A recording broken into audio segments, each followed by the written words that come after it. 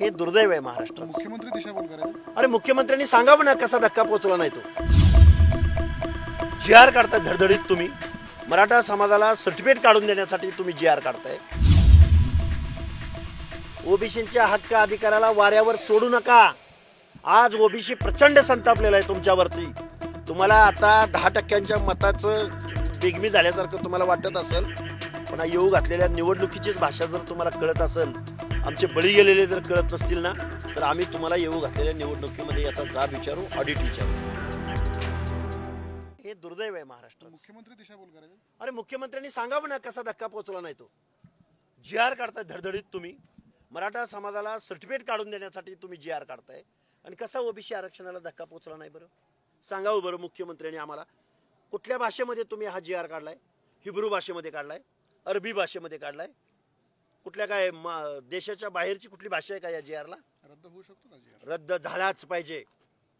हा जी आर रद्द करा आणि 59 लाख बोगस कुणब्यांच्या नोंदीद्वारे मराठा समाजाला जे ओबीसी मध्ये घुसखोरी करायला तुम्ही चालना दिली, बढावा दिला आणि आता जी आर बनवलाय, हे सगळं घटनाविरोधी आहे। हे रद्द झालं पाहिजे।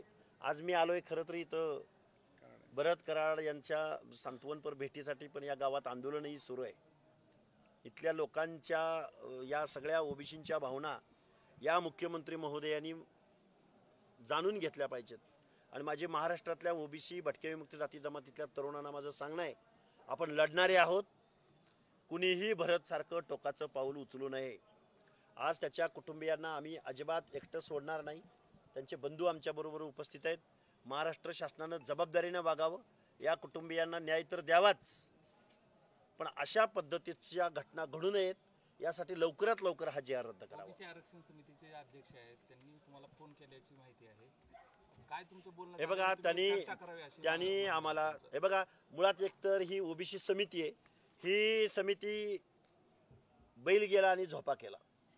घटना घडून गेल्यानंतर जी आर काढल्यानंतर तुम्ही समिती ओबीसीची स्थापन करताय, आणि ही ओबीसीची समिती पहिल्यांदा या समितीने मागणी केली पाहिजे मुख्यमंत्री महोदयांकडे, अगोदर तुम्ही हा जी आर रद्द करा आणि मग विखे पाटलांची समिती आणि बावनकुळे साहेबांची समिती आमने सामने बसवा। आणि नुसतं आमने सामने बसून तोडगा काढू नका, तुम्हाला तो अधिकार नाही। तुम्ही लिगल ॲस्पेक्ट तपासा, याचा परिणाम ओबीसीवर काय होणार आहे।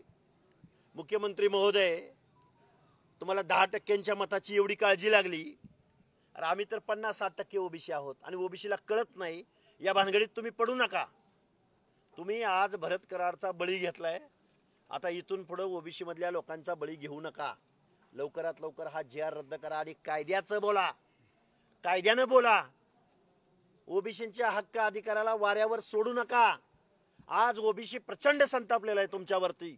तुम्हाला आता 10% मताचं बेगमी झाल्यासारखं तुम्हाला वाटत असेल, पण येऊ घातलेल्या निवडणुकीचीच भाषा जर तुम्हाला कळत असेल, आमचे बळी गेलेले जर कळत नसतील ना, तर आम्ही तुम्हाला येऊ घातलेल्या निवडणुकीमध्ये याचा जाब विचारू, ऑडिट विचारू। शासकीय मदत मिळालीच पाहिजे, त्यात काही वाद नाही, पण हा जो तरुण आज आपल्यातून निघून गेलेला आहे, त्याच्या मृत्यूची हानी तर कोण भरून काढू शकणार नाही। त्याला एक मुलगा आहे, 3 मुली आहेत। 3 मुली आहेत, त्याची जबाबदारी शासन घेईलच, आणि शासनाने नाही घेतली तरी आम्ही ओबीसी बांधव लोकवर्गणी गोळा करू। हे कुटुंब आम्ही वाऱ्यावर अजिबात सोडणार नाही। आणि हा जो बळी आहे, हा बळी शासनानं घेतला आहे, कारण शासनानं कायद्याप्रमाणे वागले असते, सर्वांना विश्वासात घेतलं असतं, सर्वांना समजावून सांगितलं असतं, तर मला वाटतंय अशा प्रसंगाला आपल्याला सामोरं जावं लागलं नसतं। त्यामुळे हा जो बळी आहे, भरत कराड वांगदरी गावचा रेणापूर तालुक्यातला हा जो तरुण आहे, आज डिजिटल मीडियाच्या माध्यमातून जे काही शासन वागतंय, निर्णय घेतंय, ते तरुणांना कळतंय। आणि मुळात त्याच्या घरी गेल्यानंतर आम्ही परिस्थिती बघितली, त्याचं घर बघितलं, त्याच्या घरातली अवस्था बघितली। आजही एक पक्कं घर त्याला मिळू शकलेलं नाही। हे वास्तव आहे, आणि हे वास्तव असताना घरामध्ये 3 मुली, 1 मुलगा आणि परत वृद्ध आई वडील, ही परिस्थिती बघितल्यानंतर कोणीही माणूस नैराश्यामध्ये जाऊ शकतो। त्यामुळे हा शासनानं घेतलेला बळी आहे, असा मी शासनावरती डायरेक्ट आरोप करतोय। सर, ज्यांना आता ओबीसीतून आरक्षण मिळालंय, त्यांची आता दावेदारी वाढू शकते जिल्हा परिषद अध्यक्षपदासाठी? दावेदारी नाही की आरक्षणच संपल्यात जमाय ना. ओबीसीची जागा आल्यानंतर ओबीसी विरुद्ध ओबीसी अशी लढत व्हायची. आता ओबीसी विरुद्ध बोगस सर्टिफिकेट घेतलेला माणूस, की जो माणूस आमदाराचा चेला आहे, जो माणूस वेगवेगळे उद्योगधंदे करतोय, जो माणूस चार पैसे पाळू नये, ज्या माणसाची दहशत आहे गावगाड्यामध्ये, अशीच माणसं आता निवडणुकीला ओबीसीच्या जागेवर सुद्धा निवडून येतील. आणि सामाजिक न्यायाच्या प्रतीक्षेमध्ये असलेला माणूस 1994ला ओबीसीचं आरक्षण मिळालं. 2004च्या तत्कालीन मुख्यमंत्री सुशीलकुमार शिंदेंच्या मराठा कुणबी कुणबी मराठा हा जो काही जी आर निघाला 2004चा, त्याचवेळी ओबीसीचं आरक्षणाचं हे झोपडं उद्ध्वस्त झालेलं होतं. आणि 2025 साली देवेंद्र फडणवीस साहेबांच्या या जी आरनं हे ओबीसीचं आरक्षण संपलेलं आहे. फडणवीस साहेब तर म्हणतात की सरसकट असा उल्लेख नसल्यामुळं म्हणजे जे मूळ कुणबी आहेत त्यांनाच ह्याच्यामध्ये घेतलं जाते. मग हा ॲफिडेविटचा फार्स कशासाठी केला? हे ॲफिडेविटद्वारे गावातील नातेसंबंधातील आणि कुळातील असा जो तुम्ही निर्णय घेतलाय, हा निर्णय ओबीसीचं आरक्षण संपवणार आहे ना. दिशाभूल करण्यासाठी दिशाभूल, निश्चित दिशाभूल. अगोदरच बोगस सर्टिफिकेट काढली जात आहेत आणि आता तर तुम्ही जी आर हातात दिलाय त्यांच्या.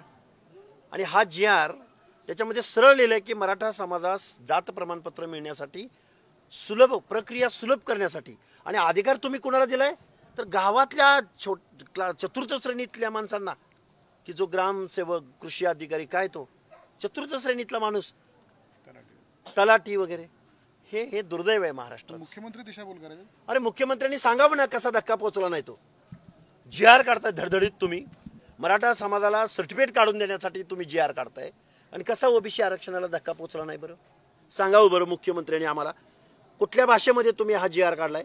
हिब्रू भाषेमध्ये काढलाय? अरबी भाषेमध्ये काढलाय? कुठल्या काय देशाच्या बाहेरची कुठली भाषा आहे का या जी आरला? रद्द होऊ शकतो का जी आर? रद्द झालाच पाहिजे. हा जी आर रद्द करा. आणि 59 लाख बोगस कुणब्यांच्या नोंदीद्वारे मराठा समाजाला जे ओबीसीमध्ये घुसखोरी करायला तुम्ही चालना दिली, बढावा दिला आणि आता जी आर बनवलाय, हे सगळं घटनाविरोधी आहे. हे रद्द झालं पाहिजे. आज मी आलोय खरं तर इथं भरत कराड यांच्या सांत्वनपर भेटीसाठी, पण या गावात आंदोलनही सुरू आहे. इथल्या लोकांच्या या सगळ्या ओबीसींच्या भावना या मुख्यमंत्री महोदयांनी जाणून घेतल्या पाहिजेत. आणि माझे महाराष्ट्रातल्या ओबीसी भटक्या विमुक्त जाती जमातीतल्या तरुणांना माझं सांगणं आहे, आपण लढणारे आहोत. कुणीही भरतसारखं टोकाचं पाऊल उचलू नये. आज त्याच्या कुटुंबियांना आम्ही अजिबात एकटं सोडणार नाही. त्यांचे बंधू आमच्याबरोबर उपस्थित आहेत.